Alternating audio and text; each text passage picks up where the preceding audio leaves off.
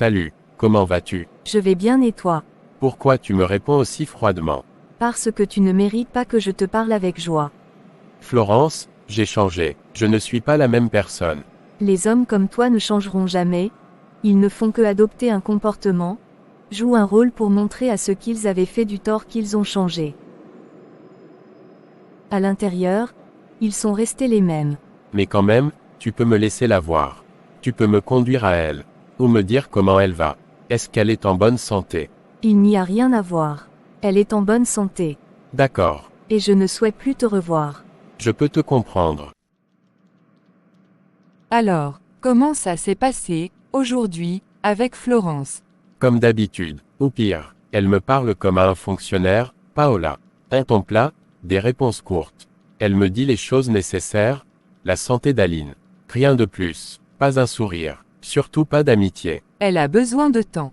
Tu ne peux pas lui demander de. Je ne lui demande rien. Je demande juste à voir ma fille. Et même ça, elle le refuse. Elle dit que je ne suis pas fiable, que mon intérêt est trop récent. Que je reviens quand ça m'arrange. Elle oublie que j'ai essayé avant, qu'elle m'a toujours repoussé. Elle n'oublie pas, Marco. Elle se souvient trop bien. Elle se souvient des 9 mois où elle a porté Aline seule. Des nuits où elle pleurait en me téléphonant, parce que toi, tu étais avec moi. Je le sais, je le vois dans ses yeux chaque fois. C'est cette histoire-là qu'elle voit, pas l'homme d'aujourd'hui. Et comment lui en vouloir? J'étais lâche, je n'ai pas assumé, je t'ai choisi, toi, et je me suis caché derrière ton amour pour fuir mes responsabilités. Nous nous sommes cachés derrière notre amour.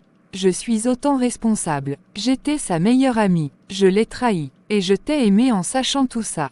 Parfois, je me demande si notre bonheur, ces 8 dernières années, n'a pas été construit sur son chagrin. Non, ne dis pas ça, notre amour est vrai, mais il est né dans les décombres. On a fait du mal, un mal immense. Et maintenant, je veux réparer, et je ne sais pas comment. Je veux connaître ma fille. Je veux que Florence ne me haïsse plus. Je prie pour ça, tu sais. Tous les soirs. Pas seulement pour toi et Aline. Mais pour elle. Pour qu'un jour, elle trouve la force de nous pardonner. Pas pour nous, mais pour elle. Pour qu'elle puisse déposer ce poids. Tu pries que Florence nous pardonne. Oui, parce que tant qu'elle nous haïra, elle portera cette brûlure. Et tant qu'elle portera cette brûlure, Aline la sentira aussi. Et nous vivrons avec cette ombre entre nous, sur nous. 8 ans, Marco. Cela fait 8 ans que nous vivons avec cette dette. Je pensais que notre mariage, notre vie, avait payé cette dette envers nous-mêmes. On ne paye pas une dette comme ça. On la porte, on apprend à vivre avec. Mais le vrai pardon, celui qui lave, il ne peut venir que d'elle. Et peut-être, de plus haut. De plus haut. Je crois, moi, que Dieu voit tout ce gâchis. Il voit ta douleur d'aujourd'hui, ton vrai repentir. Il voit ma culpabilité qui ne me quitte pas. Il voit la colère de Florence et la pureté d'Aline. Et j'espère, du fond de mon âme, qu'un jour, il accordera à Florence la paix du cœur pour nous pardonner. Et qu'il nous accordera, à nous aussi, la paix pour accepter ce pardon, s'il vient. Pour vivre enfin, non plus dans l'ombre de cette histoire, mais dans la lumière de ce qui reste à construire. Avec Aline, avec notre vérité. Tu as une telle foi. Moi, je n'ai que des regrets et un espoir minuscule, fragile. Cet espoir minuscule, c'est déjà une grâce. C'est le début. Continue, Marco. Continue d'être là, patiemment, humblement. Pour Aline, un jour, Florence le verra. Et peut-être que ce jour-là, la paix dont je parle commencera à germer. Merci, Paola, de m'aimer malgré tout, de porter cela avec moi. C'est notre histoire. Une histoire, ça se vit. Et je veux la vivre avec toi. Merci mon cœur. Maman, pourquoi tout le monde a un papa et moi, j'en ai pas? Ma chérie, toi aussi, t'en as un, Dieu le Père de nous tous. Moi, je veux un père qui vient me chercher après l'école comme les autres. Ma chérie, le Père des autres viennent et repartent, mais Dieu lui, reste avec toi, même si tu ne le vois pas. J'aimerais tellement qu'il me donne un câlin. Je sais mon cœur, et c'est l'heure de te coucher maintenant. Bonne nuit ma chérie. Bonne nuit maman.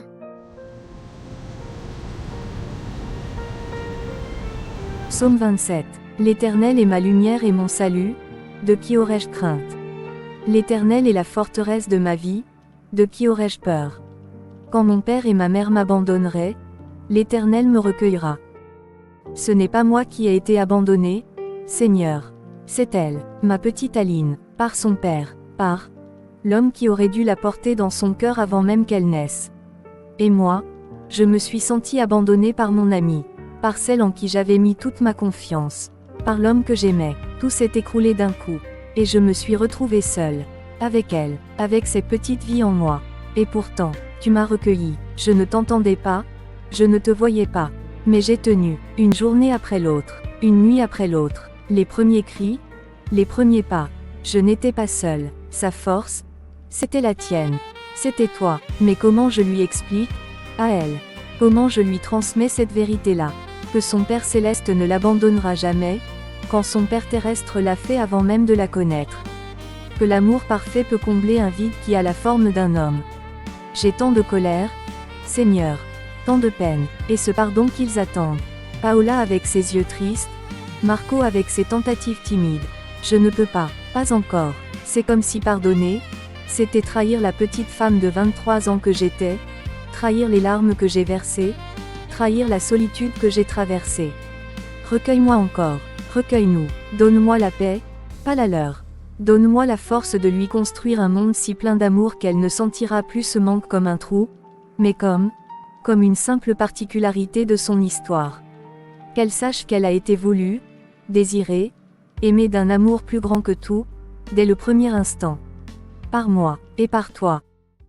Alors, tu es à des kilomètres. Ça va, Florence. Et ma petite Aline, est-ce qu'elle rayonne toujours? Aline? Elle rayonne? Oui. Trop? Parfois, elle pose des questions qui coupent le souffle. À 8 ans, ils sont en pleine exploration du monde. Et de leur histoire. Qu'est-ce qu'elle a demandé? Son père. Elle veut savoir où il est. Pourquoi il n'est pas là? Pourquoi tout le monde en a un? Sauf elle. Ces mots. Ah, la grande question. Et toi, qu'est-ce que tu as répondu? Ce que je peux. Qu'il n'était pas prêt. Qu'on ne vivait pas ensemble. Dieu et son père. Parfois des demi-vérités qui la rassurent à moitié. Mais elle revient à la charge. Elle le sent, Sandra. Elle sent qu'il y a un trou dans le tableau, et elle veut le combler.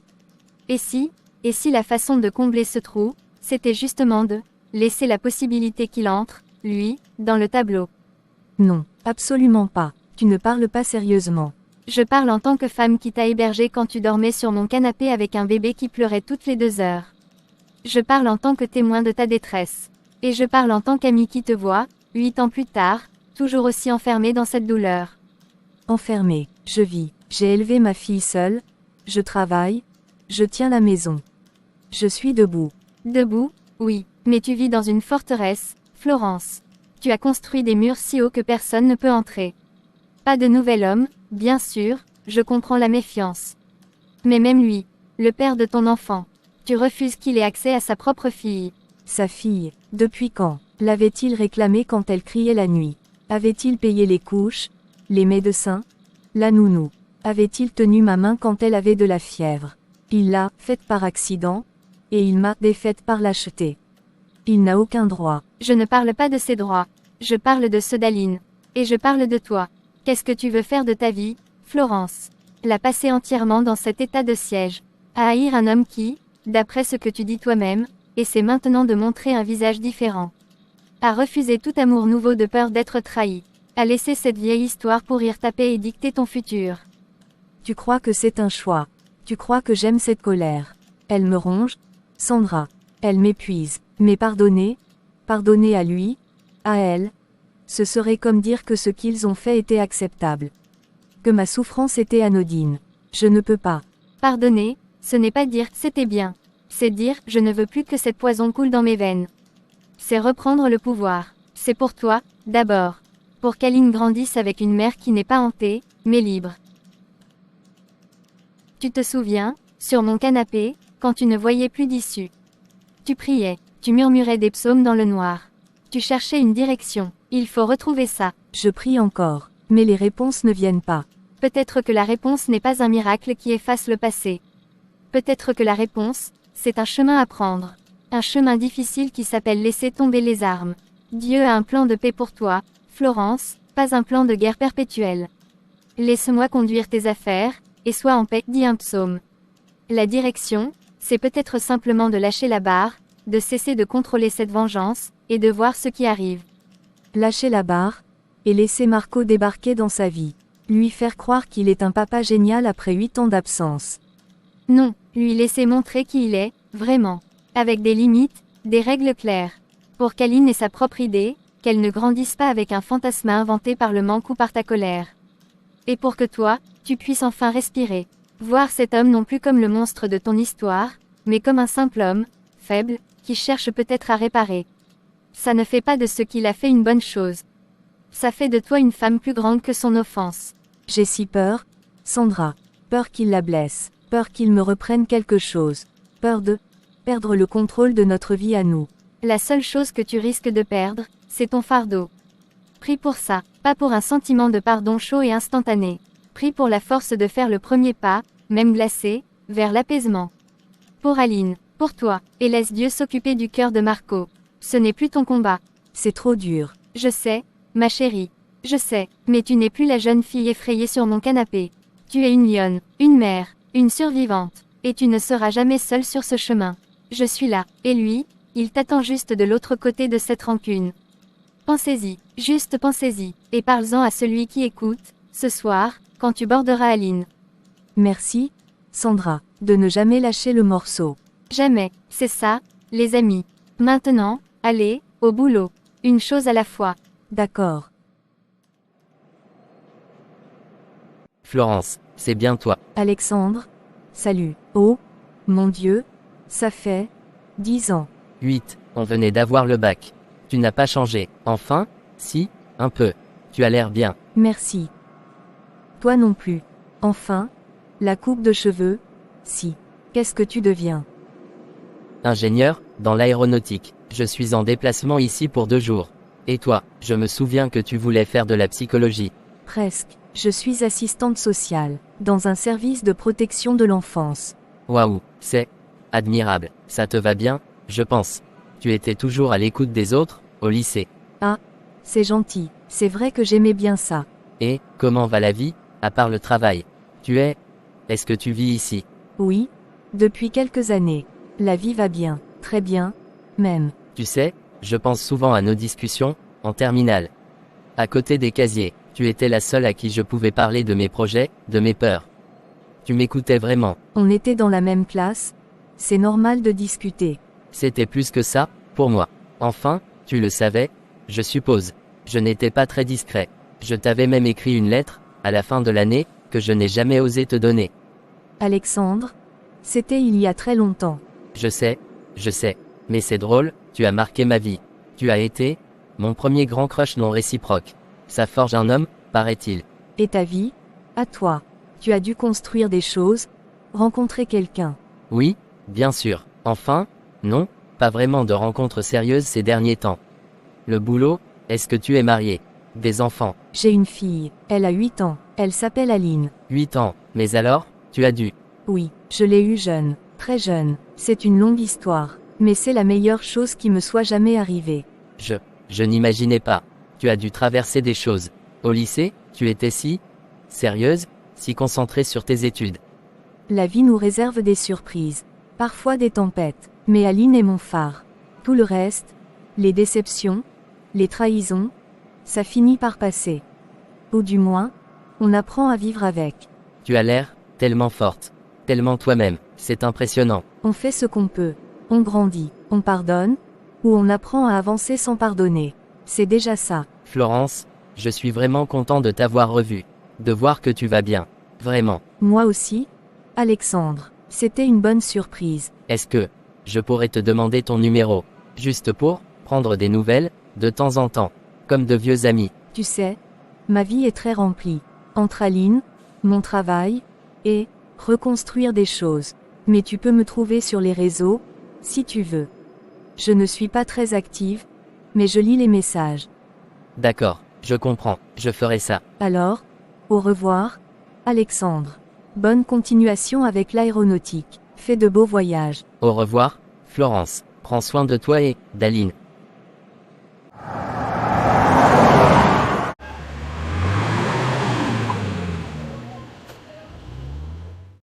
l'air d'un lion en cage, mon frère.